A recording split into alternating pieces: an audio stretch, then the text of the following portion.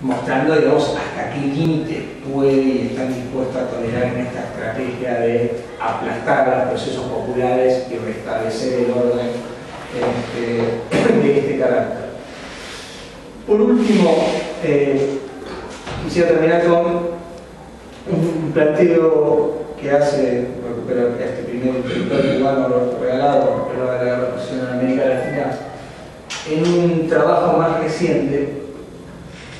Es bien interesante, recupera el pensamiento del revolucionario de El Salvador, Shafik Handa, y plantea esta idea de, bueno, hay que pensar la cuestión del poder de América Latina, hace un análisis más profundo sobre el bloque popular latinoamericano, hace un recorrido de las experiencias históricas de lucha del capitalismo tratando de marcar sus alcances, sus límites, sus tensiones, por el cual nos puede acordar más o menos en la caracterización de los distintos países y su grupo GATA. Pero algo bien interesante que nos plantea es el desafío con el que nos encontramos en la actualidad, que es pensar el tema del poder y el tema del poder en este presente. Si nosotros decimos, bueno, la particularidad es que estos procesos llegan a partir de grandes movimientos de masas que arriban de forma político-electoral, ¿sí? No mediante la estrategia de lucha armada o de desacuerdo, etc., sino que esto es lo que está marcando el periodo. Bueno, ¿cuáles son las tensiones de esta particularidad? Y ahí arma un análisis muy interesante sobre la cuestión del poder en la democracia burguesa y la cuestión del poder en la democracia burguesa en la era neoliberal del capitalismo. Y marca justamente una serie de tensiones. Lo primero que dice es que, bueno, tenemos que distinguir entre el poder permanente y el poder temporal. Bueno, ¿cuál es el poder permanente? Bueno, el poder permanente está marcado por la conformación de los bloques de poder en el largo plazo, porque si uno analiza incluso en cada uno de los casos en transformaciones más o menos profundas, las alteraciones en el bloque de poder son menores y el fuerte arraigo del capital financiero transnacional, las grandes corporaciones extranjeras manejando los recursos naturales, etc., no ha tenido grandes variaciones y justamente se encuentran subordinadas a una estrategia global. O sea, ahí hay un peso de lo transnacional muy fuerte en este poder permanente. Bueno, ¿a dónde han llegado estos gobiernos populares? Al poder temporal. El poder temporal marcado justamente por la posibilidad de acceder al poder ejecutivo, legislativo. El poder temporal es el judicial, que es otro como más permanente dentro de los temporales. Y algo de lo que señala que incluso la división de poderes que plantean nuestras democracias están hechas para que se tramite lo mejor posible y con la mayor consonancia posible esta relación entre los poderes temporales y los poderes permanentes. Ahora, bueno, ¿qué pasa cuando hay una divergencia entre estos poderes? Cuestión que hemos vivido, no solo ni hablar en los países que plantearon la construcción del socialismo como Venezuela, que está asediado político, militarmente, económicamente, con un nivel de violencia que pocas veces existe en la historia de la humanidad. Lo que ha pasado como países como el nuestro, que plantearon ampliación de derechos, la distribución del ingreso, soberanía nacional y regional, un reposicionamiento del rol del Estado, etc., ¿no? Y cómo han actuado poderes fácticos de carácter económico, el poder de los medios de comunicación, el poder de los sectores más conservadores del poder judicial, buscando bloquear el alcance ya limitado que tienen los poderes temporales. Entonces, una de las cuestiones que plantea acá es, bueno, la democracia neoliberal, ya lo estamos viendo, vuelve con sus promesas incumplidas, con sus ideas viejas y muertas, que puede ser muy eficaz para destruir el salario real, endeudar al país, pero no para generar una nueva hegemonía, un orden mundial. Esto me parece que Cambiemos se expresa claramente. Ahora bien, la pregunta es, bueno, ¿qué va a pasar? ¿Cómo construir o qué desafíos tenemos frente a una nueva posible ola de avance popular? Y con esto cierro, él plantea una serie de elementos que son bien interesantes.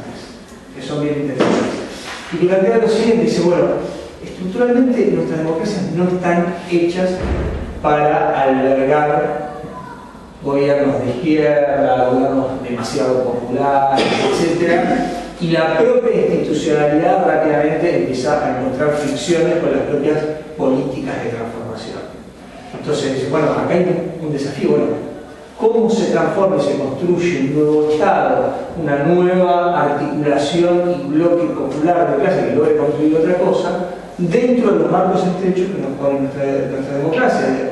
Bueno, tenemos el caso de las grandes apuestas como Bolivia y Venezuela, que lo que hacen, bueno, una reforma constitucional, por lo menos para marcar y enmarcar lo mejor posible ese nuevo orden en las bases constitucionales y tener el mayor eco posible como para avanzar dentro de esos límites. Dice, bueno, el otro gran desafío es la cooptación de los dirigentes populares, de los referentes de izquierda, los que más quieran avanzar en transformaciones por parte de los poderes establecidos, ya sea vía frustración, no, esto es una locura, no se puede, no, que va a plantear más allá, no, quedémonos con esto, o directamente vía cooptación, decir, bueno, no, ya está, abandona tus esperanzas de cambiar más las cosas, quédate más o menos con esto.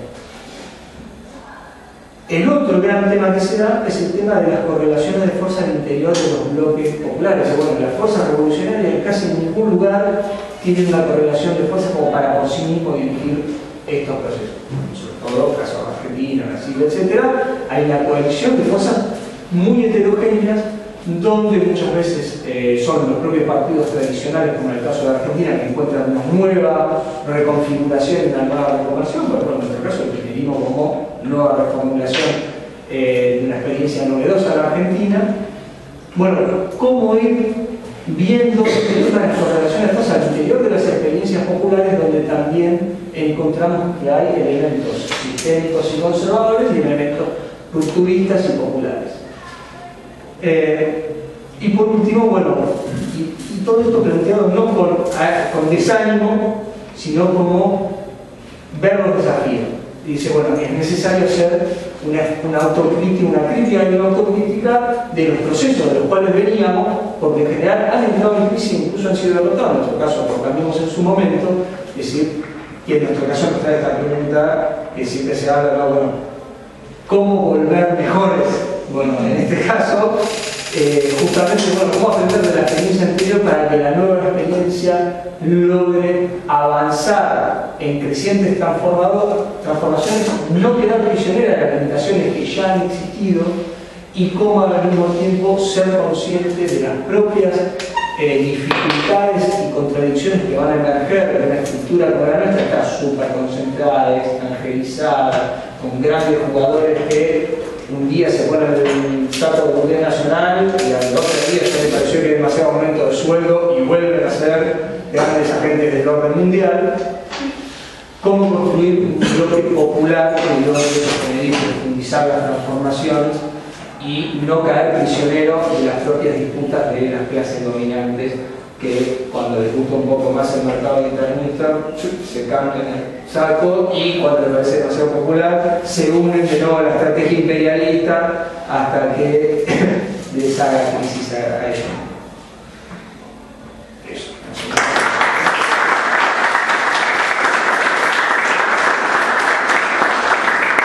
Claro, ustedes dijeron todo esto y las respuestas las tengo que dar yo.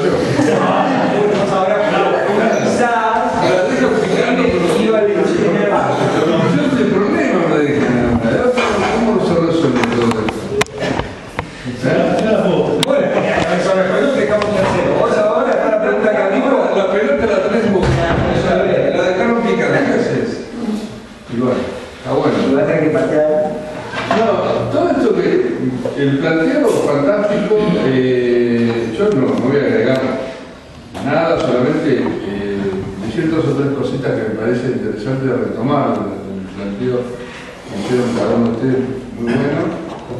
Voy a empezar por Juan, porque él plantea el tema de la crisis del 73, ¿no? Que está muy bueno. Porque me parece que para América Latina tuvo los efectos de dictaduras militares y endeudamiento externo. Ese combo fue. O sea, limitación de las libertades y endeudamiento.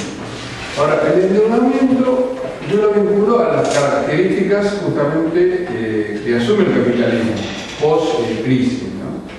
Algunos hablan del aumento de la liquidez en los bancos de Europa, de Estados Unidos. Hay lo que se llama capital líquido. O sea, hay mucha plata, mucho dinero circulante que no puede dar en los segmentos de inversión productiva. ¿Ves? Hay un tema interesante que me parece que llega hasta nuestros días. El inicio de un proceso de crecimiento de lo que se llama la burbuja financiera, que es una característica del capitalismo actual. Que eso también implica para los países centrales el qué hacer respecto a lo que sería en qué área del capitalismo podemos acentuar para valorizar el capital. El capital se está valorizando en el sector financiero, el sector productivo o los demás sectores tienen menos trascendencia. De ahí lo que vemos que el capitalismo actual es un capitalismo hiperinflado en el sector financiero. Es una gran bola que se autosostiene y que me parece que ahí genera graves problemas para el futuro del capitalismo, digamos, ¿no? Planteó por este economista Piketty, que es francés, que él justamente dice una de las características es la fuerte concentración en grandes grupos o corporaciones multinacionales que son de personas, o sea, son, creo que para Francia toma 10 o 12 personas que son los dueños de Francia, del capitalismo francés. Él replicaría esto en el mundo, o sea que el mundo sería dominado por 100 personas, o sea, personas concretas que son los dueños de las grandes corporaciones, especialmente en el área financiera. ¿Y qué hacemos con este tema? ¿No? ¿Qué pasa con cómo se redefine la cuestión teniendo en cuenta este escenario, digamos, ¿no? del capitalismo? Yo me pregunto, ¿cómo repercutió todo esto en nuestra región, en América Latina? Y particularmente, bueno, sabemos, nosotros lo sabemos muy bien, que los años 70 son los años de las dictaduras. Se aplicó un modelo, se aplicó un plan, yo diría, asociado a reprimir, controlar, ¿no? Por un lado, los movimientos sociales, a la politización de los años 60, ¿no? Reprimir por ahí, establecer fuertes dictaduras en algunos casos y empezar con los planes neoliberales. El ejemplo que contó Juan de Pinochet y de las dictaduras del Cono Sur. En Brasil, en Argentina, se establecieron planes que van en ese sentido. Se ya aplican las primeras medidas neoliberales, que tienen el sentido de achicar o reducir la intervención del Estado en la economía, pero también, paradójicamente, crear un Estado policial, un Estado terrorista, digamos. El Estado tiene que fortalecerse en su faz represiva, pero reducirse en su capacidad de control, de intervención, de regulación de los factores económicos, pero no es un Estado ausente, muchos hablan del Estado mínimo, no es un Estado ausente, es un Estado que tiene ese rol precisamente, es en algunas áreas reducirse, pero otras fortalecerse de manera tremenda, ¿no? Y que permite a los actores tener mayor libertad para accionar. Esto hace que, por ejemplo, para el caso argentino, por ejemplo, los trabajos clásicos de Basualdo, ¿no? y Caviezel, esos trabajos de los años 80, dicen que para el caso argentino se estableció un proceso de concentración de la economía en 12 o 14 grupos económicos, ¿no? O sea, ese dato, eso es lo que me parece que marcaría también las experiencias para el caso argentino, que quedan como marcadas hacia la actualidad. Que la economía argentina la controlan 14 grupos económicos, más o menos. Muchos son de transnacionales, capitales imperialistas internacionales, y otras son asociaciones con capitales autóctonos, ¿no? Lo que se llaman así, justamente asociaciones. O sea, están las entidades, las ET, las empresas transnacionales, más las empresas nacionales con intervención de capitales internacionales. Pero ese proceso de concentración de la economía y dictadura es la herencia que recibió la democracia en América Latina. Las democracias, con su reapertura en los años 80, se encuentran con el peso tremendo de la deuda, las dictaduras que habían dejado su secuela, digamos, de violencia, de desaparición, de despolitización, el achicamiento de la capacidad que tenían las organizaciones sindicales, de su capacidad de protesta, de resistencia, porque habían talado sobre toda la dirigencia normativa, una etapa de resistencia, más bien pasó de ser ofensiva en los años 60, de tener organizaciones de lucha combativa, a posiciones defensivas. O sea que las democracias latinoamericanas surgen en los años 80 bajo estas condiciones. Por otro lado, los economistas cuando hablan de la década del 80 la marcan como una década perdida, ¿no? O sea, las economías latinoamericanas entre 1980 y 1990, más que crecer, decrecen. En lo que se llama el Producto Bruto Regional llega a tener 1.5 de crecimiento en toda la región. O sea, cuando el crecimiento, para tener ser más o menos bueno, está entre 5 y 6 puntos por país, algunas economías pueden llegar a crecer 7 o 8 puntos, toda la región en los años entre 1980 y 1990 crece 1.1, 1.2. O sea, hay un proceso de decrecimiento del Producto Bruto.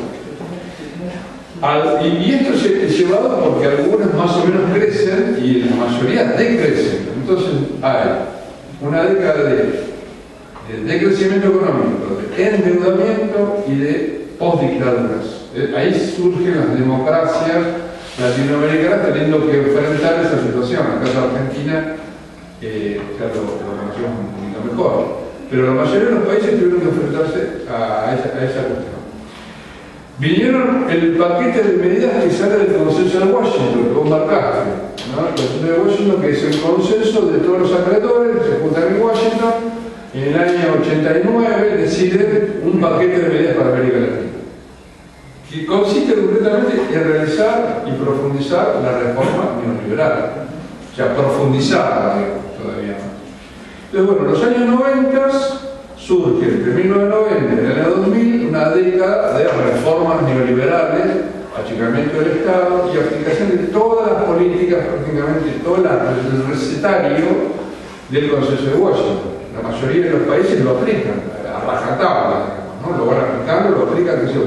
Se le ocurre ahora, por ejemplo, Bolivia en el año 82 comienza con las reformas neoliberales, incluso antes del Consenso de Washington, con los presidentes que tuvo Bolivia, que venían del movimiento nacional revolucionario, el caso de Paz Estenssoro, por ejemplo, que estuvo auxiliar en Argentina, ¿no?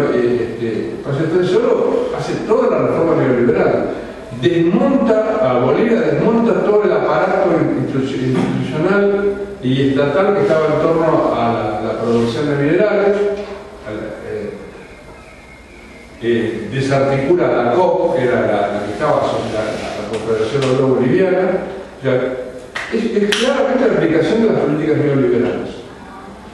Es el ejemplo boliviano, pero la mayoría de los países lo realizan.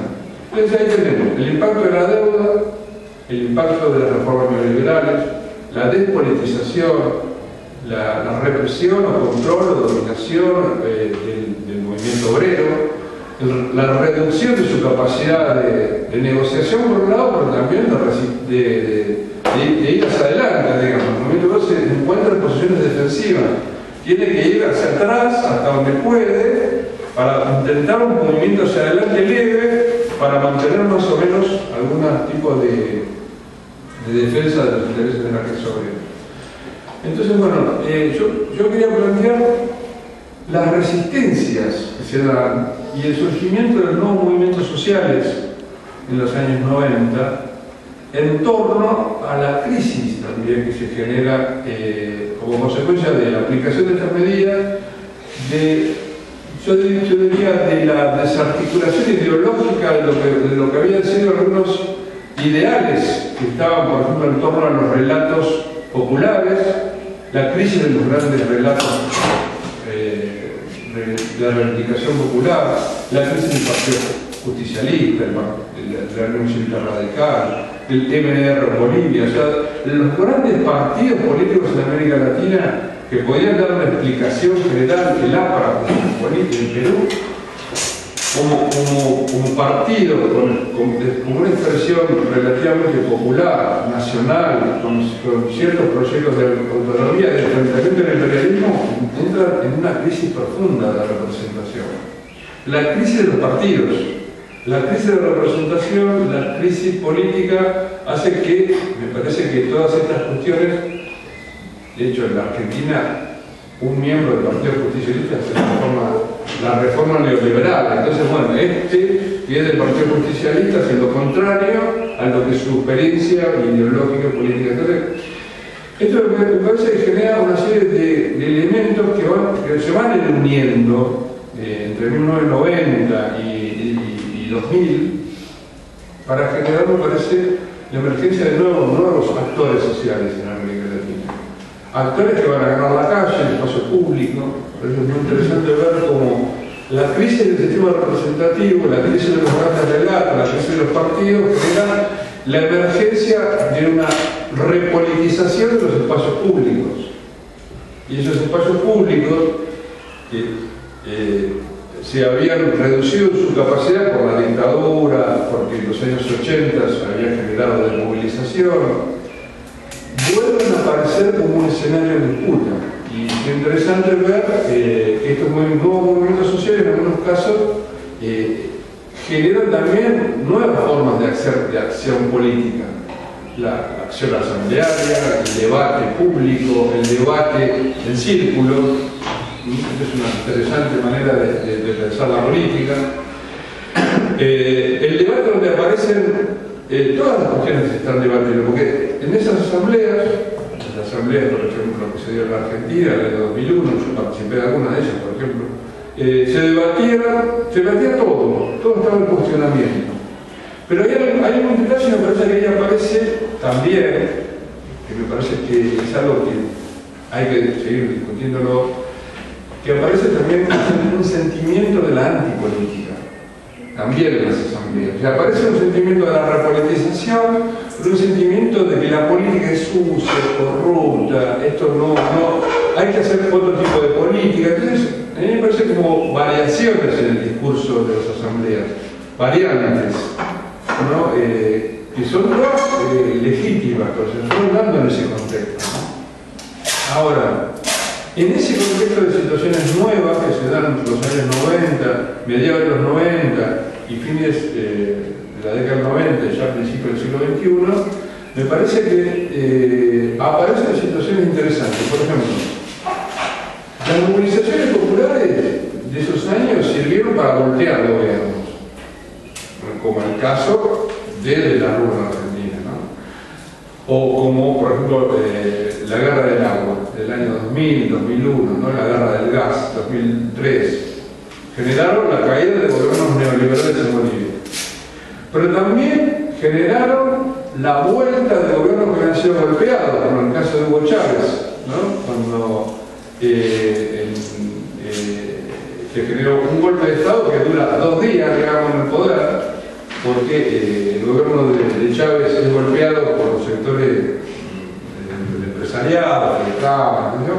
Y en 2 días la movilización popular lo restablece el poder a Chávez. Interesante eso. Entonces, yo me pregunto, por todas estas cuestiones que fueron pasando, en qué medida, pensando en lo que vos dijiste, Gastón, también pensando en la cuestión del poder, ¿no? Que me parece ahí.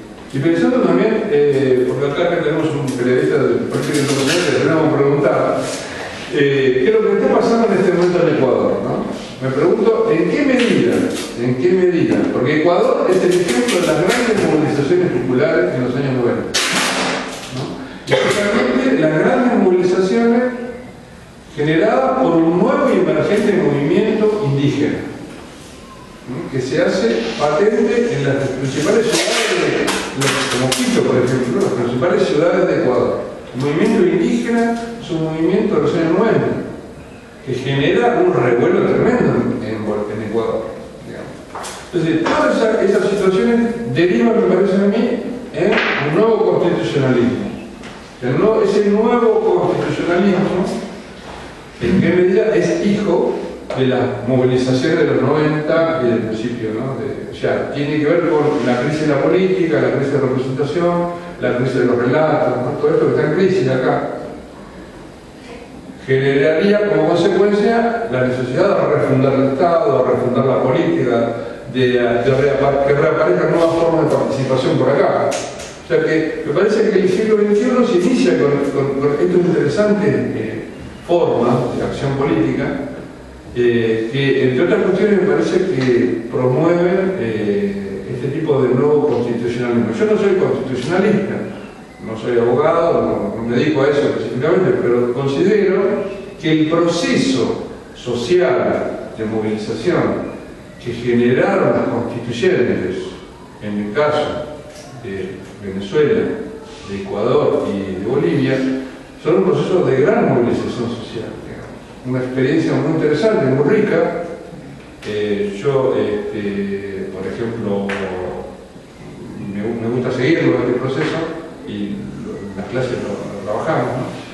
Hay un autor que lo conocen muchísimo, que es Boaventura Sousa Santos, que es el sociólogo portugués, que él habla de que estos procesos generaron, según él, o están en el marco de la generación de una nueva epistemología del sur, dice. Es una nueva manera de entender lo social, lo político y lo económico, generado a partir del sur, dice, y el norte tiene que aprender de lo que está pasando en el sur, dice. Y me parece interesante verlo, como, o sea, porque si no, nos quedamos en solamente ver el imperialismo, ¿no? Las transformaciones y esto, de la estructura de dominación para arriba, pero me parece que lo que viene surgiendo por abajo es una experiencia muy rica. No sé bien el alcance, tampoco quiero llegar a la cuestión romántica de ver un nuevo poder popular que se ha gestado. No, yo creo que sí, efectivamente, la acción concreta de los movimientos sociales, ¿no? En la calle, en la participación concreta, en las asambleas, ha dejado una experiencia. Y eso es una experiencia que es histórica, ya es una experiencia que marcó a fuego a la sociedad. Es una experiencia social y por ahí hay algo nuevo que hay que tener en cuenta, ¿no? Porque yo me preguntaba dos cuestiones, ¿no? Que están asociadas a la misma cuestión. ¿Por qué se mantiene en el poder el chavismo? ¿No? ¿Por qué se mantiene en el poder? Yo encuentro una respuesta, que es la gran movilización que generó la nueva Constitución bolivariana, creando condiciones para la participación social y popular. Este proceso de participación por abajo le da una base de sustentación al gobierno, que más allá de todas las dificultades que tiene, de sus propias contradicciones, de sus errores estratégicos, lo que sea, para debatir y seguir discutiendo, es un gobierno castigado por todos lados, pero se mantiene en el poder porque tiene una base social de sustentación que le da además dos cosas. Le da esa base popular y es un gobierno legítimo. Ganó las elecciones, entonces es legítimo. Dentro del marco de la legalidad es un gobierno legal y legítimo porque tiene la base popular. Entonces, esa experiencia venezolana nos tiene que servir como un dato para entender la política de esta ventana que se abre aquí, que también marca otro dato, me parece a mí. No quiero hablar de fin de ciclo, pero evidentemente, digamos, la vuelta, o sea, el contragolpe de la derecha, ¿no? En Argentina con Macri, con Bolsonaro, qué sé yo, con Abdo Benítez en Paraguay, ¿no? Que es un hombre que viene. Abdo Benítez es descendiente directamente de la gente que estuvo con Stroessner, ¿no? Porque Abdo Benítez creo que es el hijo del secretario personal de Stroessner. Entonces, es volver a un proyecto de los años 70, 60, más o menos, con una impronta neoliberal, ¿no? Pero bueno. El ejemplo de Paraguay es interesante para tener en cuenta también ahí, ¿no? Porque en el caso de Paraguay, bueno, yo me voy a ceñir a esto. Hay un movimiento social en Paraguay muy fuerte en torno al movimiento campesino y la lucha por la tierra. ¿Sí? Yo particularmente estoy estudiando a un movimiento de mujeres indígenas en Paraguay, que ustedes si lo quieren buscar en la web, que es el movimiento CONAMURI, que es un movimiento de mujeres indígenas en Paraguay que están en la lucha por la tierra. Pero el tema es que ese movimiento social muy fuerte que hay en Paraguay en torno a la lucha por la tierra no se expresa políticamente en las urnas. En las urnas gana Partido Colorado. Entonces hay que ver cómo es esa estructura política que vos estás diciendo, cómo funciona por acá arriba, cuando por acá abajo hay un movimiento social muy grande. Si ese movimiento social existe por acá, pero la estructura política todavía sostiene la vieja andamiaje por acá, ¿no? Entonces yo lo que me pregunto es eso, ¿cómo las nuevas experiencias nos han marcado la historia reciente en América Latina? Y si esa historia reciente de participación, de nueva emergencia de actores, que el movimiento piquetero, ¿no? Y su experiencia de cortar una ruta, de cortar una calle, de quemar una goma, es una experiencia muy rica, tremendamente rica. La pregunta que me pregunto es, ¿dejó una marca en la conciencia popular, en la historia popular, en la memoria colectiva, o se borró esa marca? Ya está, desapareció, ya no existe más. Yo tiendo a pensar que sí, que esto está marcando una historia de formas de acción social y política que está latente en todo caso. Está ahí, está latente y que se verá que va a pasar por ahí. Bueno, esto quería marcar que yo creo que no trato de pescado vendido, digamos, por suerte, porque soy historiador y creo que los ciclos, ¿no? Yo creo en los ciclos. Y bueno, hay que entender el ciclo actual, hay que ver las dificultades de los países centrales, pero también ver a nuestra región como una región muy rica, muy interesante, porque es una región que en los últimos años ha generado una nueva situación social, que es un tanto inédita en un punto, y en torno a esta nueva dinámica que generan los movimientos sociales. Movimientos sociales que tienen una fuerza vital, digamos, son los que laten todavía, y son los que nos dejan la sensación de que el sistema político los va a tener que incluir de alguna manera. En ese sentido yo pienso en nuestro país, en Argentina, por ejemplo, y pienso que coincido en que es necesaria una profunda reforma constitucional en Argentina. No sé si el próximo gobierno la va a plantear, no sé hasta qué punto. Si tuviésemos la chance de hacerla, yo creo que va a ser muy necesaria una reforma constitucional que tome esta experiencia de los movimientos sociales, que están por acá, que es una experiencia muy rica, y que lo transforme evidentemente en un nuevo proyecto político.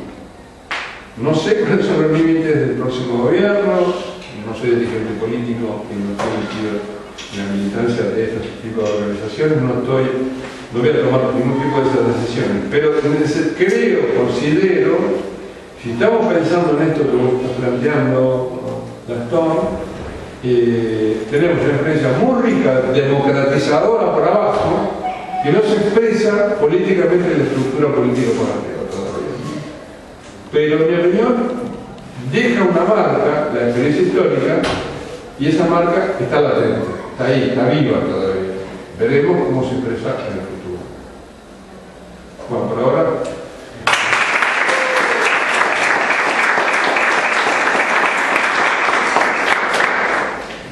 Bueno, generemos el debate.